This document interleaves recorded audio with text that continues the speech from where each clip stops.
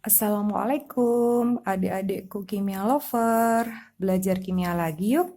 Kali ini kita mau bahas sifat koligatif larutan untuk larutan elektrolit. Kalau yang part sebelumnya kita membahasnya tentang larutan non-elektrolit. Tapi kalau sekarang kita lanjut materinya, kita menuju ke larutan elektrolit. Oke, diingatkan kembali untuk materi kelas 10.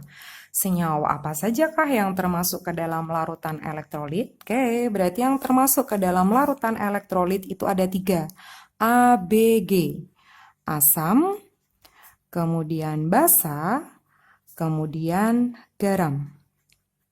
Oke ya, berarti A, B, G. Asam, basa, garam. Tapi ingat, asam organik itu bukan termasuk ke dalam larutan elektrolit. Tapi asam organik itu termasuk ke dalam larutan non-elektrolit. Oke, kemudian apa perbedaan untuk rumus sifat koligatif larutan yang elektrolit dengan larutan non-elektrolit yang kemarin? Untuk sifat koligatifnya sama. Sifat koligatif untuk larutan elektrolit itu juga ada 4. Ada delta P, kemudian ada delta TF, kemudian ada delta TB, kemudian yang keempat ada pi.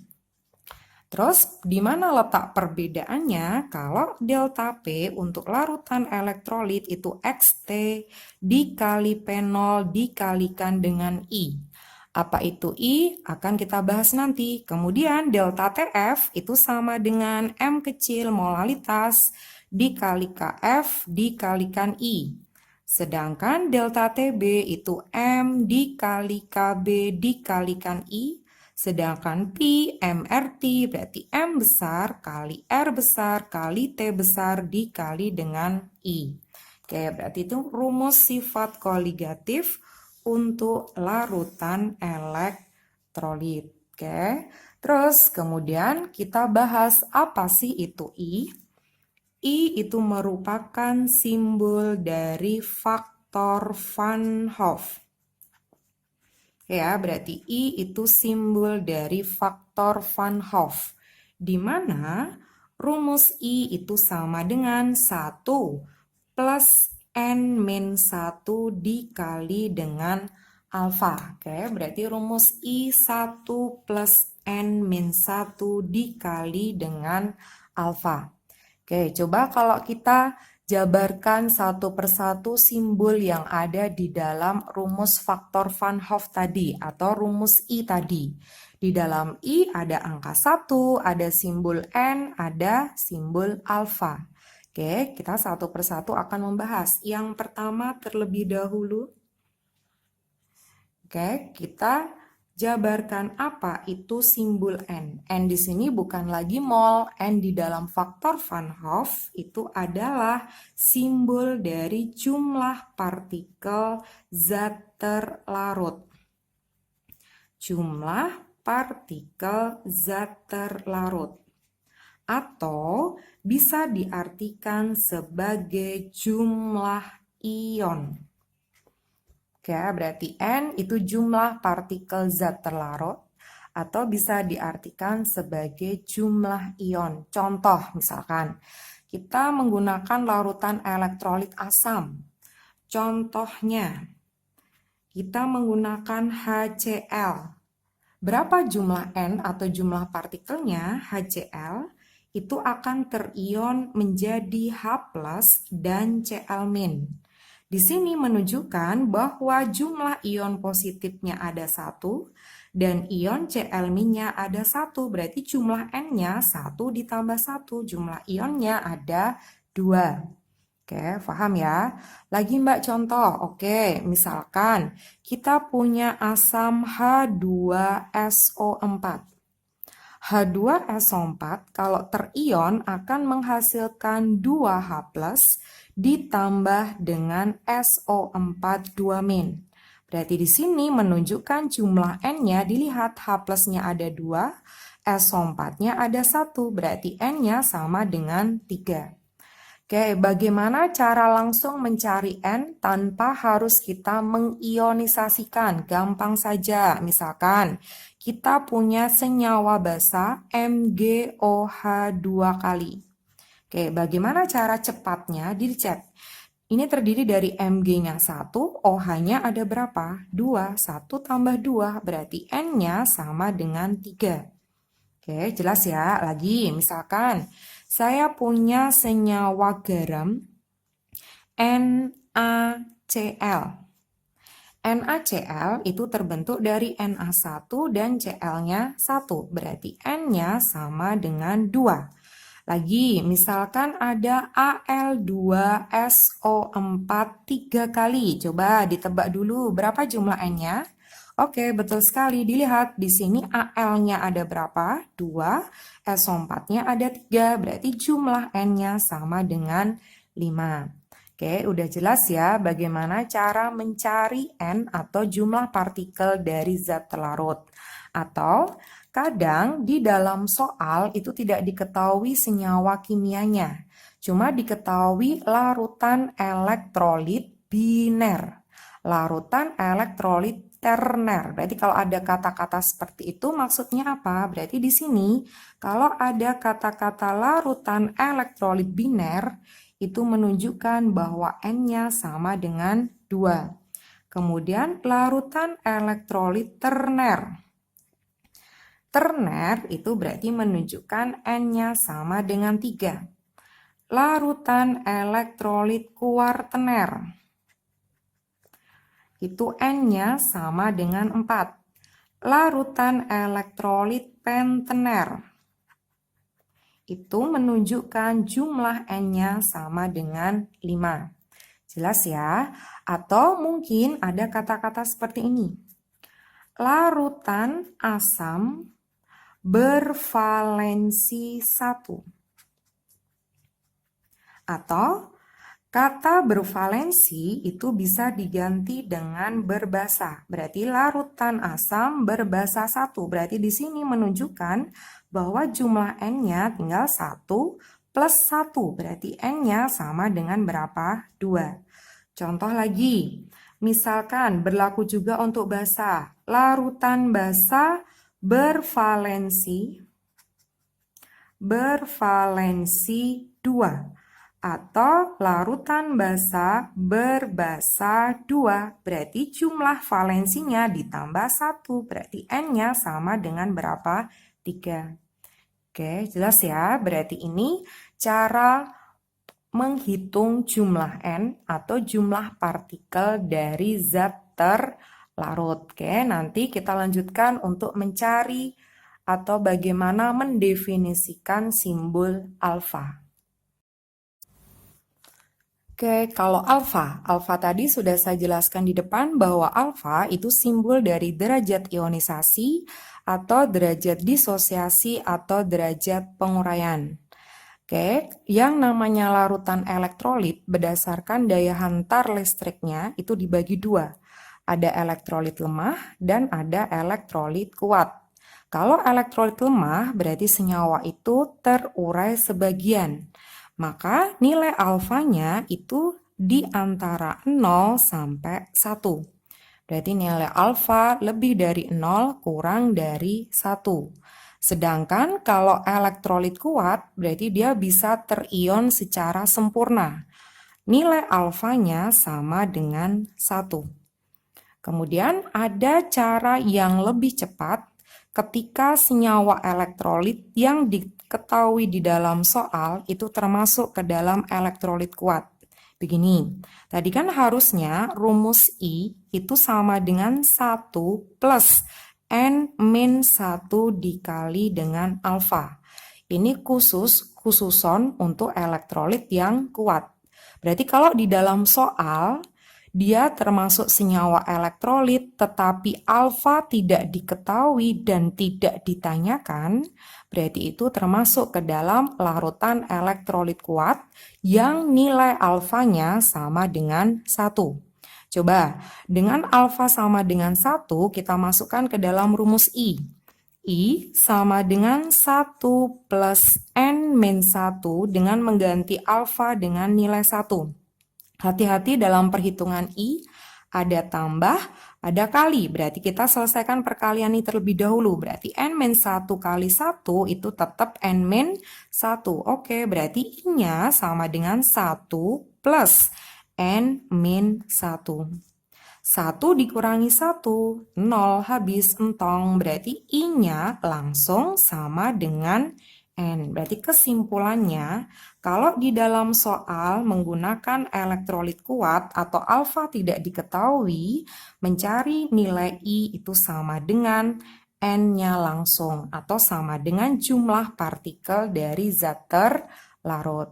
Oke, itu untuk rumus-rumus yang kita gunakan dalam sifat koligatif larutan, khususnya larutan elektrolit. Kemudian nanti kita akan kasih contoh-contoh soalnya. Oke, kita latihan soal untuk larutan elektrolit. Soal yang pertama, misalkan seperti ini soalnya. Hitung titik beku larutan H2SO4 1M yang terionisasi 90%. Diketahui KF-nya sama dengan 1,86. Oke, yuk coba kita analisa satu persatu apa yang diketahui di dalam soal dan apa yang ditanyakan di dalam soal. Pertanyaannya di sini, kalian suruh menghitung titik beku larutan.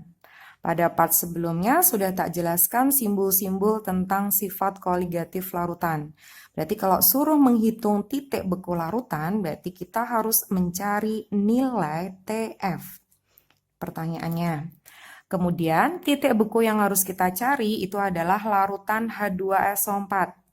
Dari larutan H2SO4 ini kita analisa dulu. Karena nanti untuk elektrolit sama non-elektrolit, rumus yang kita gunakan berbeda. Oke, berarti kalau H2SO4 itu adalah asam sulfat, karena dia asam, dia termasuk ke dalam larutan elektrolit. Berarti kalau dia larutan elektrolit, langkah pertama kita harus menentukan jumlah partikel dari zat terlarutnya, atau N dari H2SO4-nya. Tadi kita sudah membahas bagaimana cara mencari N dengan diionkan atau dengan secara langsung. Oke, kalau dengan cara langsung, H2SO4 itu terdiri dari H sebanyak berapa? 2. SO4 itu satu kesatuan, jumlahnya cuma 1, berarti 2 ditambah 1, jumlah N-nya sama dengan 3. Kemudian, di situ di dalam soal ada kata terionisasi 90%. Kalau terionisasi 90% itu menunjukkan bahwa besarnya alfa itu sama dengan 90% atau 0,9. Oke, paham ya dari data yang diketahui? Kemudian kita masukkan ke dalam rumus tentang titik beku larutan. Sebelum kita mencari TF, kita harus mencari dulu tentang delta TF. Karena ini larutannya elektrolit, berarti delta TF itu sama dengan M dikali KF dikali dengan I. Kemudian kita masukkan di sini M. M itu molalitas. Berapa molalitasnya? 1. Oke, cus, kita masukkan. Kemudian KF-nya itu ada 1,86. Kemudian masukkan ke rumus I. Karena alfa diketahui berarti dia bukan termasuk ke dalam elektrolit kuat. Dia harus menggunakan rumus I yang komplit. I sama dengan apa? Ayo tadi yuk diingatkan kembali bahwa I itu sama dengan 1 plus N-1 dikali dengan alfa. Yuk coba kita masukkan. Berarti 1 plus N-nya sama dengan 3 dikurangi 1 dikali alfanya sebesar 0,9. Kemudian kita hitung bersama. 1 kali 1,86. Kan tetap 1,86. Ingat, ini ada tambah, ada perkalian. Berarti kita selesaikan dulu dalam kurung. 3 dikurangi 1, 2. 2 dikali 0,9 itu 1,8. 1,8 ditambah 1 berarti ada 2,8. Nanti bisa dihitung 1,86 dikali 2,8. Oke, setelah dihitung, ternyata akan menghasilkan delta TF sebesar 4,028 dalam satuan derajat Celcius. Itu baru delta TF, penurunan titik beku larutan. Pertanyaannya adalah TF. Hubungan TF dengan delta TF, bagaimana hubungannya? Baik-baik saja. Oke, TF itu sama dengan TF0 dikurangi delta TF. Kalau larutannya tidak disebutkan menggunakan pelarut apa, pasti itu menggunakan pelarut air. Berarti kalau air itu membeku pada suhu 0 derajat. Dikurangi delta TF-nya 4,028. Berarti titik beku larutannya minus 4,028 dalam satuan derajat Celcius. Oke, paham ya adik-adikku semuanya? Oke, untuk contoh soal yang kedua. Tentukan titik didih larutan 34,2 gram Al2SO4 3 kali yang MR-nya 342 dalam 1000 gram air. Berarti larutan itu terdiri dari Al2SO4 3 kali dan air. Air sebagai pelarutnya, Al2SO4 3 kali itu sebagai zat larut. Kemudian kita lihat dulu pertanyaannya. Di situ kalian suruh menentukan atau mencari titik didih larutan. Titik didih larutan itu disimbolkan dengan huruf TB. Berarti pertanyaan di dalam soal suruh mencari TB. Kemudian langkah selanjutnya kamu lihat senyawa yang sebagai zat terlarutnya Al2SO4 3 kali. Aluminium sulfat, karena itu adalah golongan garam, berarti Al2SO4 3 kali itu termasuk ke dalam larutan elektrolit. Kalau itu larutan elektrolit, langkah selanjutnya menentukan jumlah partikel dari Al2SO4 3 kali. Atau menentukan jumlah N dari Al2SO4 3 kali. Seperti yang sudah kita bahas tadi, dia terbentuk dari Al sejumlah 2, SO4-nya ada 3. 2 ditambah 3, berarti besarnya atau jumlah N, jumlah partikelnya sama dengan 5. Kemudian sebelum kita mencari TB, diawali dulu dengan mencari delta TB. Karena Al2SO4 3 kali merupakan larutan elektrolit, berarti delta TB itu rumusnya M kecil dikali KB dikalikan dengan I. M kecil, masih ingat rumus molalitas? Diingatkan kembali, molalitas itu sama dengan gram terlarut dibagi dengan MR-nya dikali 1000 dibagi dengan massa pelarut. Oke, ini diingat-ingat ya, mencari molalitas itu gram per MR dikali 1000 per pelarut. Coba, yuk kita masukkan bersama. Gramnya di sini adalah gram zat terlarut. Zat terlarutnya ada 34,2. Dibagi MR-nya 342 dikali 1000 per. Pelarut di dalam soal menggunakan 1000. Kurung tutup, itu baru nilai M. Kemudian dikali KB 0,52. Kemudian dikalikan dengan I. Seperti yang sudah kita bahas untuk soal yang pertama, harusnya rumus I itu kan 1 plus N-1 dikalikan dengan alfa. Tapi soal yang kedua di sini, dia termasuk larutan elektrolit, alfanya tidak diketahui dan juga tidak ditanyakan. Berarti itu artinya bahwa Al2SO4 3 kali itu termasuk ke dalam larutan elektrolit kuat. Seperti yang sudah kita bahas di awal tadi, yang namanya larutan elektrolit kuat, yang namanya larutan elektrolit kuat dengan nilai alfa sama dengan 1, dengan yang sudah kita hitung tadi, otomatis nilai I-nya itu sama dengan N-nya. Berarti kita nggak perlu lagi menggunakan rumus seperti ini. Berarti I yang kita masukkan adalah langsung ke jumlah partikelnya. Berapa jumlah partikelnya? 5. Kita masukkan ke sini. Oke, paham ya? Terus kita hitung. Ada 1000, kan habis, hangus. Ada 3, 4,2, 342. Ini diciak habis, yang di atas itu masih 0,1. 0,1 dikali 5, 0,5. 0,5 dikali 0,52. Setengah dari 0,52. Berarti besarnya delta TB itu 0,26 derajat Celcius. Itu baru delta TB. Padahal pertanyaannya mencari TB. Hubungan TB dengan delta TB dibuka lagi atau dilihat lagi channel atau part yang kemarin. Oke ya, TB itu sama dengan TB0 ditambah dengan delta TB. Karena menggunakan pelarut air, maka besarnya TB0 itu 100 derajat Celcius, ditambah delta TB-nya 0,26. Berarti nanti jawabannya titik didih larutannya sebesar 100,26 derajat Celcius. Oke, paham ya? Oke, selanjutnya soal nomor 3. Dibaca dulu ya.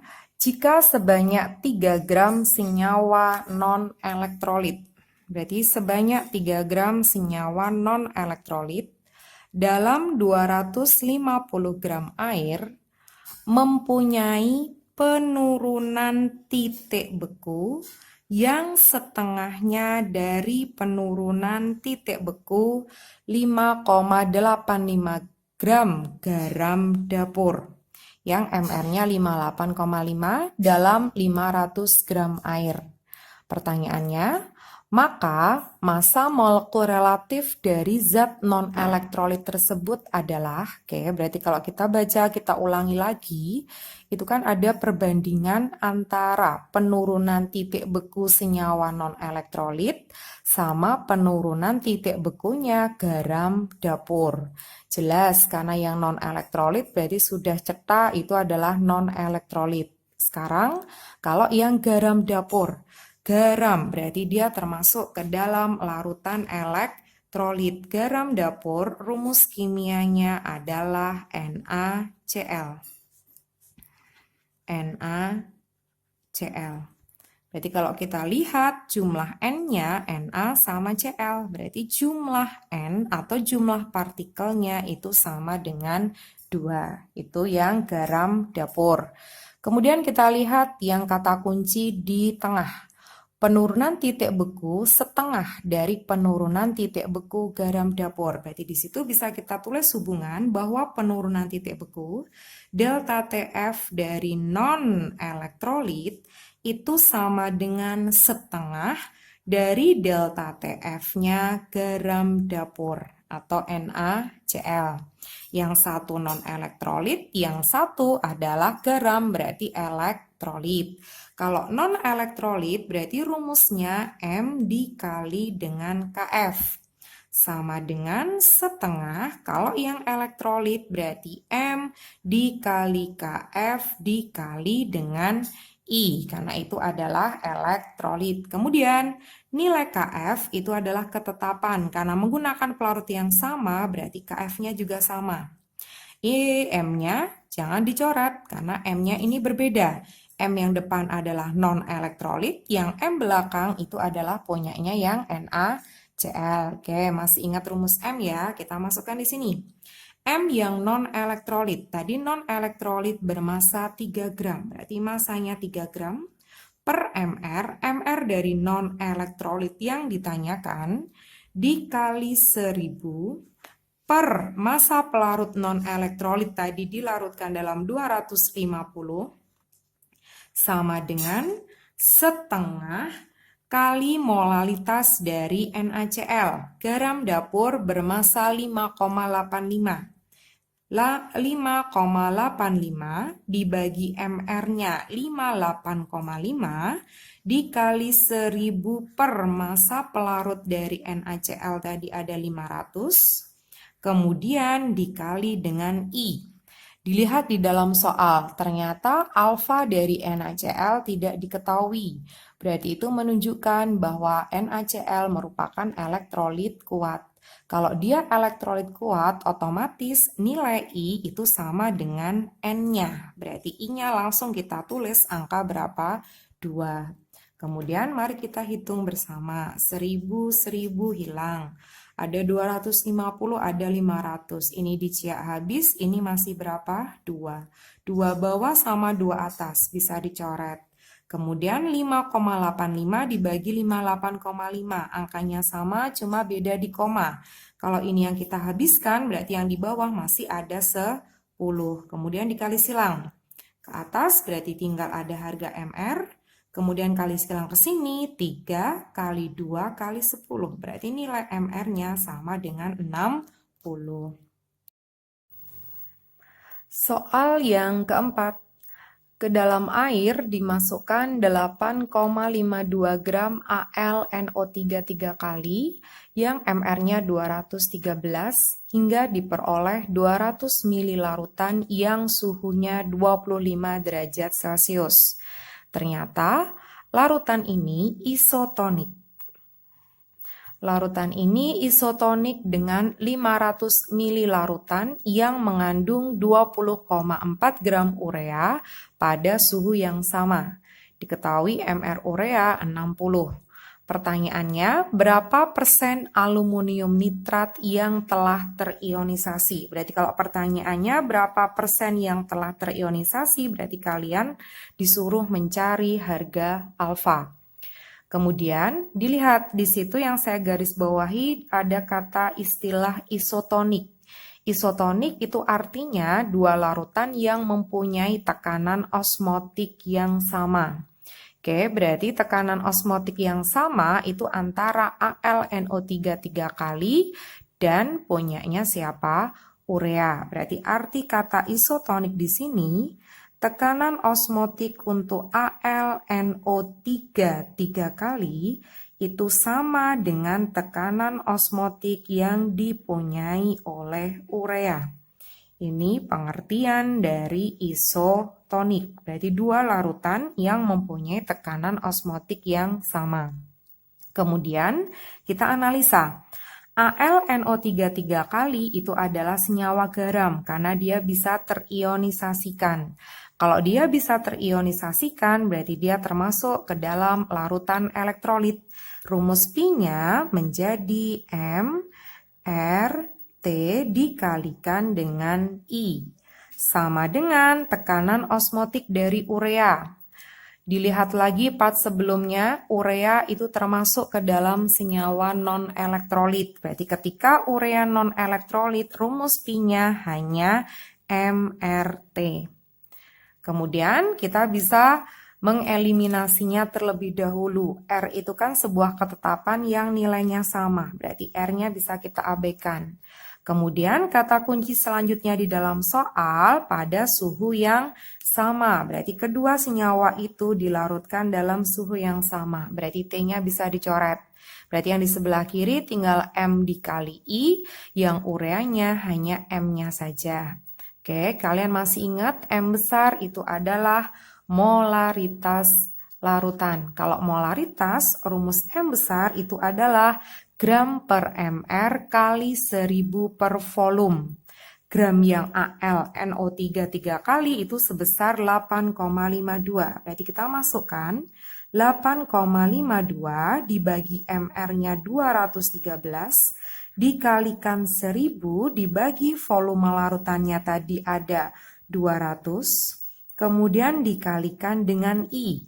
Karena alfa yang ditanyakan, berarti kita pakai rumus faktor Van Hoff secara komplit. Berarti I sama dengan 1 plus N-1 kali alfa. Oke, berarti kita harus mencari N-nya terlebih dahulu. N itu adalah jumlah ion atau jumlah partikelnya. Dianalisa Al, NO3 3 kali. Berarti Al-nya ada 1, NO3-nya ada berapa? 3. Berarti jumlah N-nya sama dengan 4. Oke, berarti kita masukkan ke rumus 1 plus N-1 kali alfa. 4 min 1 dikali alfa. Alfa yang ditanyakan. Sama dengan molaritas dari urea. Dilihat, urea tadi 500 ml larutan yang mengandung 20,4 gram urea yang MR-nya 60. Molaritasnya gramnya 20,4 per MR-nya 60 dikali 1000 per pelarutnya di sini ada 500. Oke, paham ya? Tinggal kita hitung-hitung nanti ketemu nilai alfa. Yuk kita coret, kita eliminasi. Ini 1000 sama 1000 kan habis. Ada 200 sama 500, berarti 02-nya hilang, 02-nya hilang. Kemudian 8,52 dibagi 213.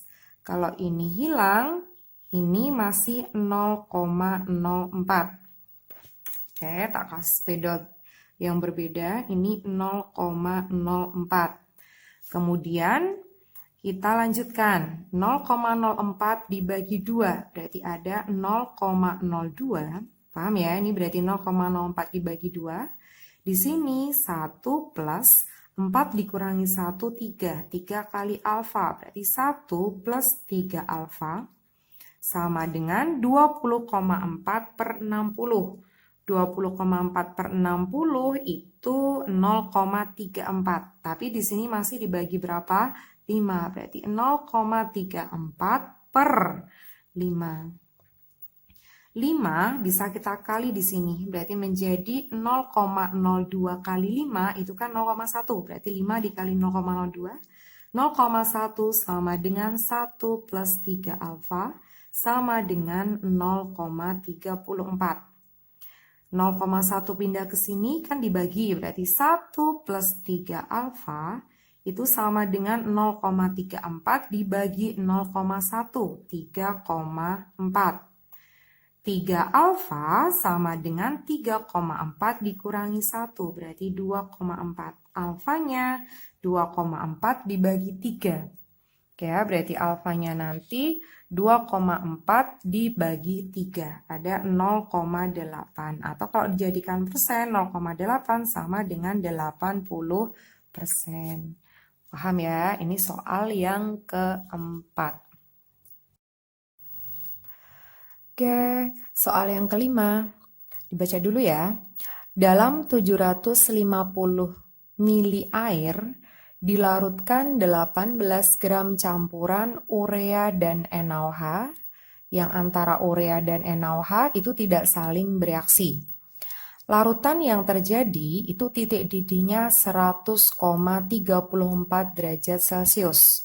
Jika nilai Kb-nya 0,51, berapa gram masing-masing zat dalam campuran mula-mula? Jika diketahui Mr urea 60, Mr NaOH-nya ada 40. Oke, coba. Sekarang kita analisa dulu dari soalnya. Dalam 750 mili air, berarti air di sini sebagai zat pelarut. Dilarutkan 18 gram campuran urea dan NaOH. Urea dan NaOH itu adalah zat terlarut. Berarti di dalam soal menggunakan zat terlarut sebanyak 2 dan jenis zat terlarutnya keduanya berbeda. Yang urea itu adalah non-elektrolit, NaOH karena basa berarti itu termasuk ke dalam larutan elektrolit. Oke ya, berarti terlarutnya yang satu non-elektrolit, yang satu elektrolit. Larutan yang terjadi titik didihnya 100,34. Berarti larutan yang terjadi titik didihnya. Titik didih larutan. Berarti di situ adalah TB. Oke ya, TB-nya sebesar 100,34 derajat Celcius. Ketika TB 100,34 derajat Celcius, kita bisa menghitung delta TB. Delta TB itu sama dengan TB min TB0. TB-nya ada 100,34, TB0 karena menggunakan pelarut air berarti ada 100 derajat. Nilai delta TB-nya 0,34. Paham ya? Terus kemudian bagaimanakah rumus delta TB yang kita gunakan? Sedangkan zat terlarutnya yang satu non-elektrolit, yang satu elektrolit. Oke, sebenarnya itu berpengaruhnya hanya di molalitas. Coba saya terangkan sedikit tentang molalitas terlebih dahulu. Molalitas itu kan rumusnya gram per mr dikali 1000 per pelarut. Oke, GR di sini adalah simbol dari massa zat terlarut. Kita pakai rumus ini ketika massa zat terlarutnya cuma 1. Tetapi kalau massa zat terlarutnya lebih dari 1, misalkan 2, berarti kita jabarkan seperti ini.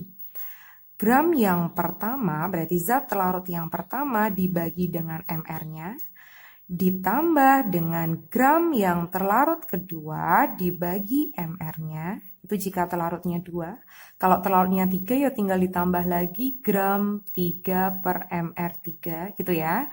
Kurung tutup, berarti ini sudah mewakili gram per mR, kemudian dikali dengan 1000 per P. Terus permasalahannya timbul lagi. Tadi zat terlarutnya berbeda, yang satu non-elektrolit, yang satu elektrolit.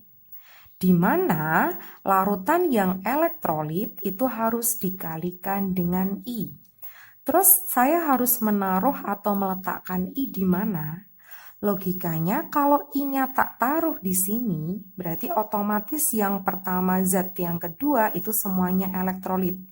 Tapi karena yang satu non-elektrolit, yang satu elektrolit, berarti I-nya ditaruh di sini. Oke, paham ya? Itu untuk mengerjakan, konsep mengerjakan sifat koligatif jika zat terlarutnya lebih dari satu macam. Oke, jelas? Kemudian kita masukkan ke dalam rumus ini.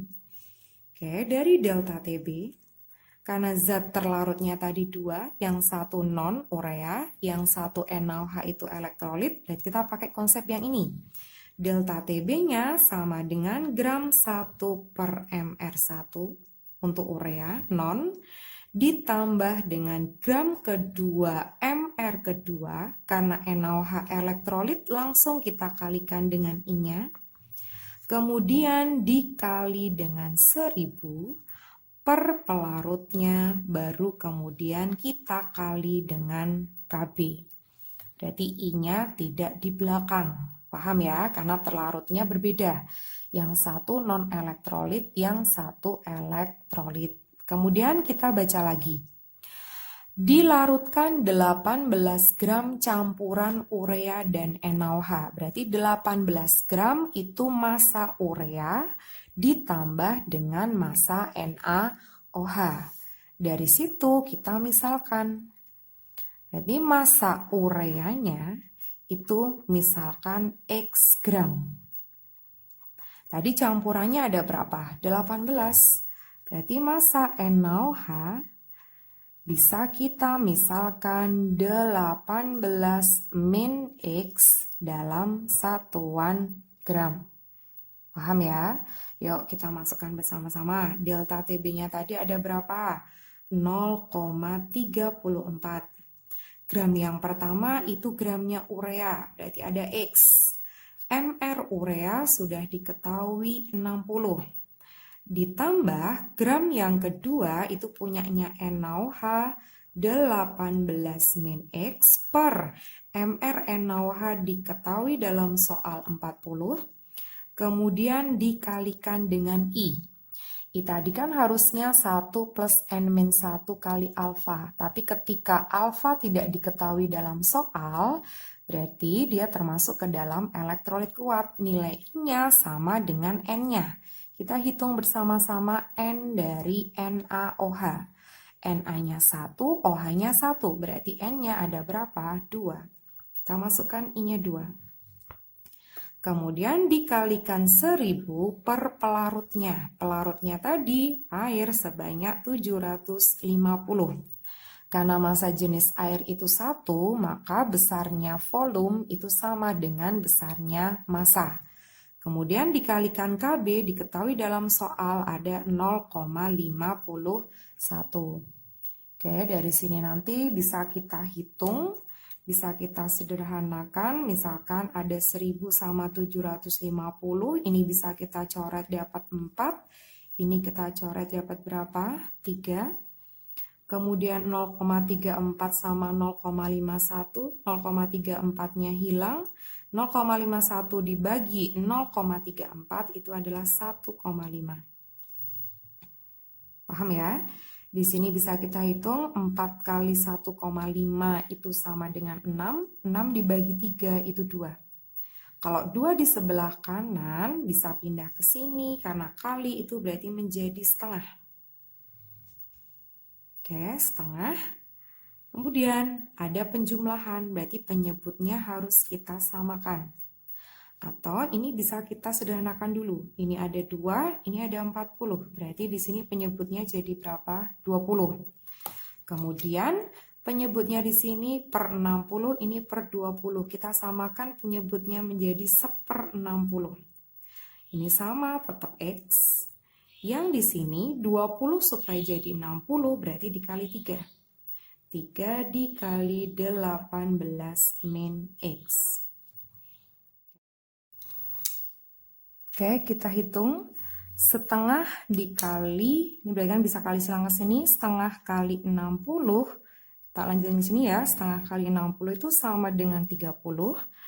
X ditambah 54 min 3X. Kemudian X ketemu dengan X, ada 2X itu sama dengan 24. Berarti X-nya itu sama dengan 12. Kemudian kita lihat, tadi X itu adalah permisalan dari massa urea. Dari sini sudah ketemu. Kesimpulannya atau jadi massa urea itu sebesar 12 gram. Kemudian sisanya adalah massa dari NaOH. Massa NaOH-nya 18 minus X. Berarti 18 dikurangi 12. Berarti massa NaOH-nya nanti ketemu 6 gram. Oke ya, berarti kita sudah menemukan komposisi massa urea dan massa NaOH. Oke, terima kasih atas perhatiannya.